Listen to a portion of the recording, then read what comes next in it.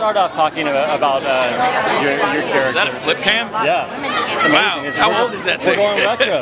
So we're doing kind of like hit record, you know? Nice. Kind of taking like that. Nice. So you know, you can do that on your phone now. It's the same thing. We thought about breaking out the iPhone, you know, but it's cool. So did you find it harder to write or to direct the film itself? That's a good question. You know, and I do think actually the writing process is probably the hardest part. Yeah. Mostly because I was alone. And that's, I think, the hardest part of any creative process is just getting started.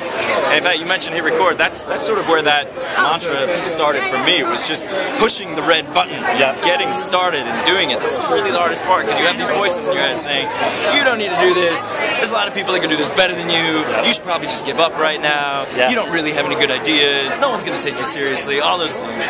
And those are hard voices to contend with.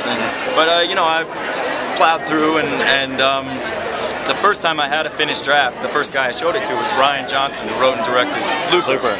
And when he got back to me and said, I think you really have something here, I think this is good, I wasn't alone anymore. And then it got a lot easier. I mean, there was still a ton of hard work to do, but those voices sort of beat it. Yeah. Well, and it's a film that kind of speaks to a contemporary audience. Like, we got talked about the deconstruction and how pornography kind of like, you know, waters down relationships and expectations from men in romantic comedies. What would be your advice? Like, how do we kind of overcome that as a society? That's a good question.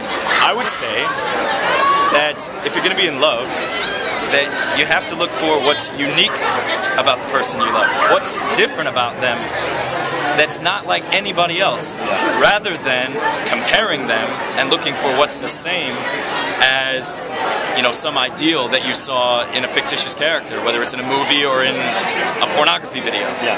Well, and I mean, because be realistic, a lot of these girls right now are expecting their boyfriends to be like Sam from 5 Days of Summer or something, you know? And I hope that they get to see this movie. Maybe they'll think about a few things. Cool. Really quick, last question.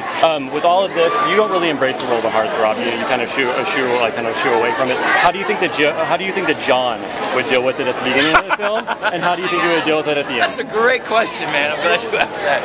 How would Jon deal with this?